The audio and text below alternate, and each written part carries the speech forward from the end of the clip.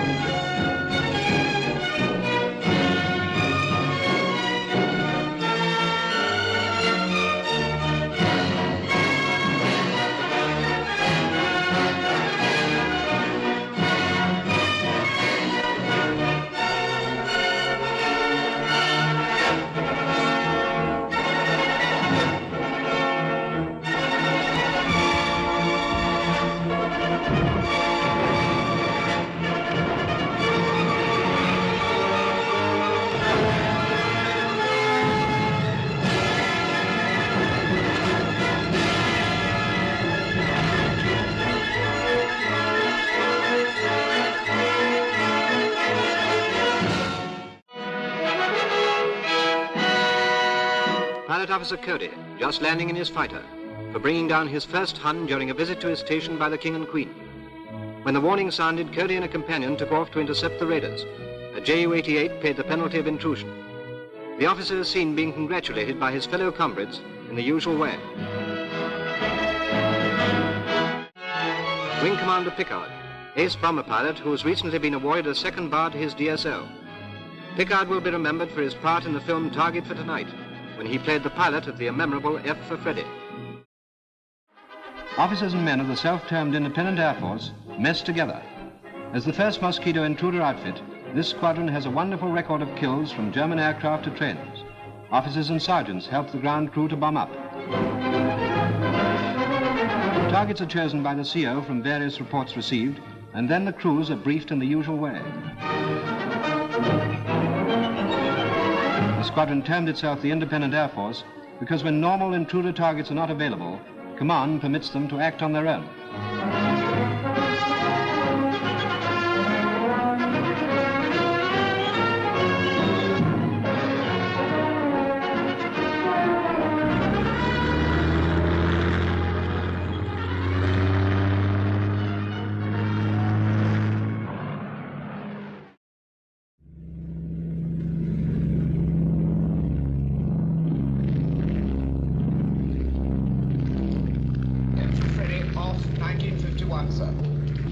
Target for tonight. And the pilot of F for Freddy was Group Captain Pickard. Hello, rear gunner. Can you hear me? I'm okay, Skipper. Hello, front gunner. Can you hear me? Okay, Skipper. Well, that's all right. Freihausen, here we come.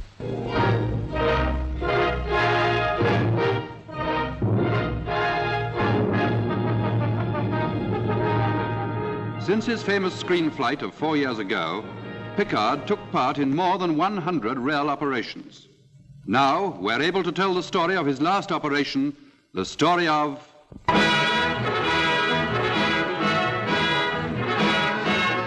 In Amiens jail, over 100 French patriots awaited execution. The RAF came to their rescue.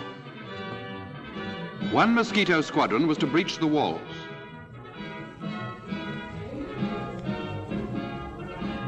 A second was to destroy the parts of the building where the German guards were housed.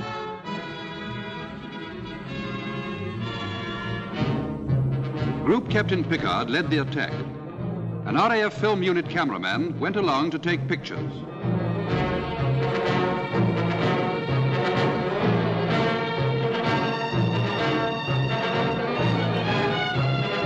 After takeoff, the weather was appalling. It snowed hard.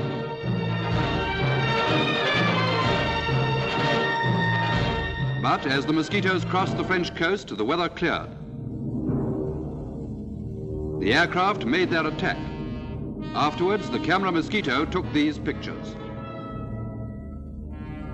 One of the most exacting attacks of the war had succeeded. The walls had been breached, many Germans had been killed, over 100 French patriots had joined their friends outside. But the Mosquito, carrying Pickard and his navigator Broadley, did not return to base. Since that day, Amiens has been taken by the Allies. And Group Captain Pickard has been found in an unmarked grave near his last target.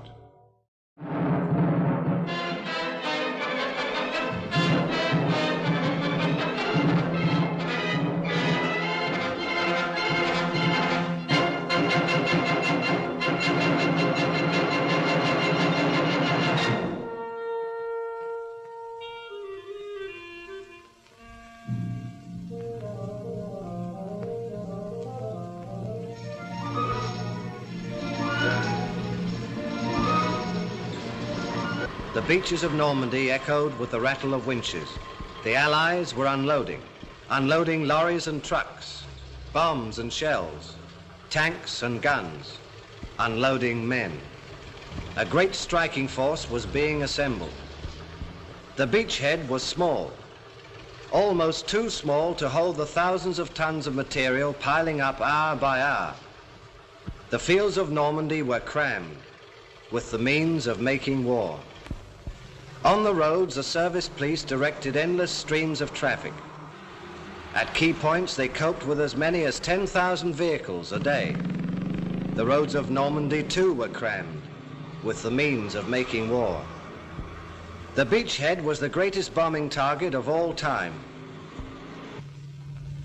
But the only planes over the beachhead were Allied planes, Spitfires and Mustangs keeping watch and ward. They watched over the LSTs bringing the precious cargo from England to the beaches. They watched over the ducks carrying it from the beaches to the dumps. They watched over the lorries taking it from the dumps to the forward areas. The Luftwaffe stayed away.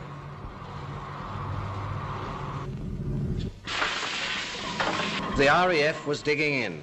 The standing corn was going down under the tracks of bulldozers. The sappers were laying down runways as easily as laying lino on the floor. The airfields were completed as fast as the squadrons could take them over. From factory chimneys and other observation posts only a shell's throw away, the Germans watched the airfields. They watched the activities of Typhoon squadrons commanded by such aces as Group Captain Tim Maurice. For here in Normandy, the RAF was using a new form of aerial artillery, the rocket-firing Typhoon. This weapon was giving the enemy his biggest headache, a headache caused by a 6-inch shell traveling at 700 miles an hour, a projectile able to pierce the armor of any tank yet built.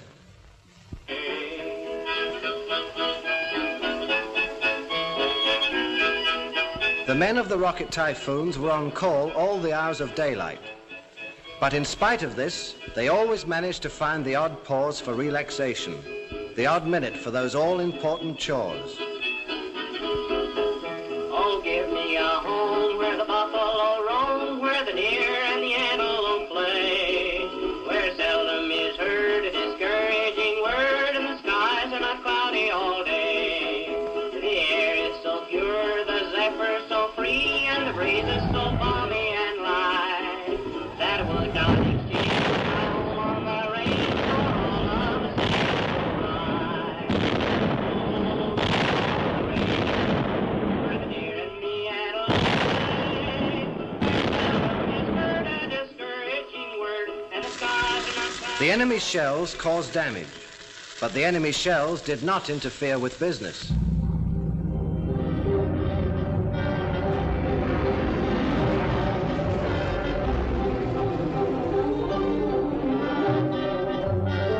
The Typhoons might have concentrated on the enemy gunners, but there were bigger fish to fry. The Germans, too, were trying to build up a striking force, but the German supply routes were open to attack.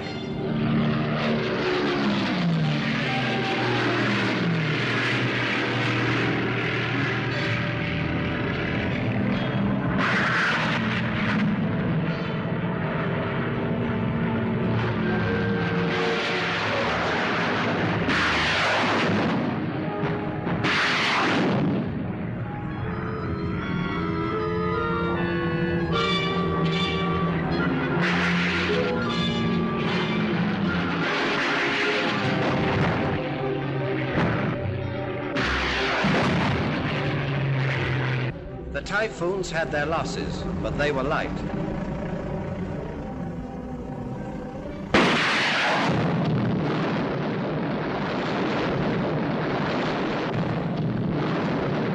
In this case, the pilot escaped unharmed.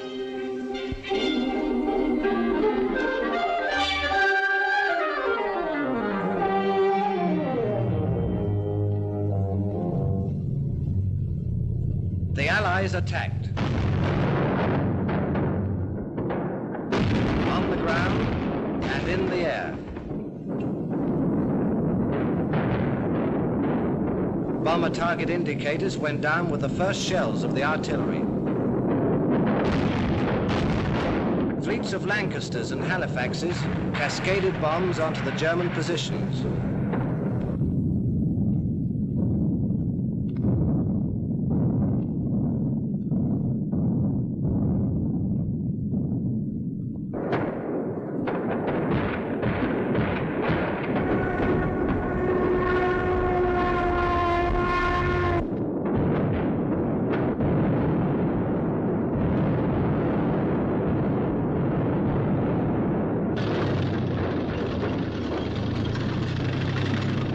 Tanks and infantry went forward. Fresh waves of bombers switched the attack to individual strong points. This was bombardment indeed.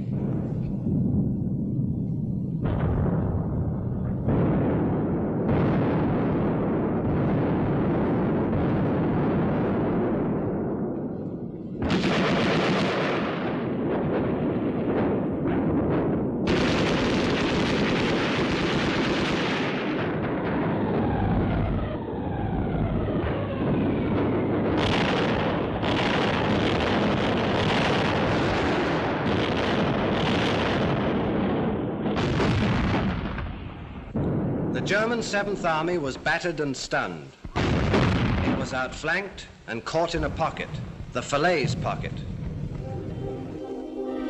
Through a rapidly closing gap, the enemy convoys dashed out in an effort to escape. But wherever they went, death went with them.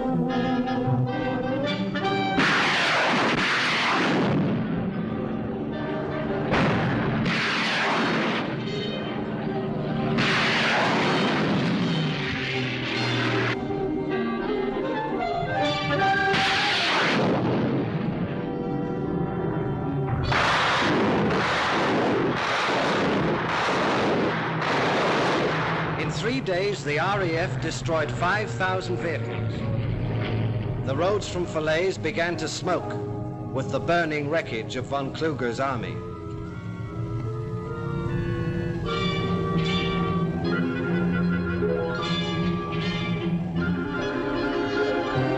The Allied forces raced on.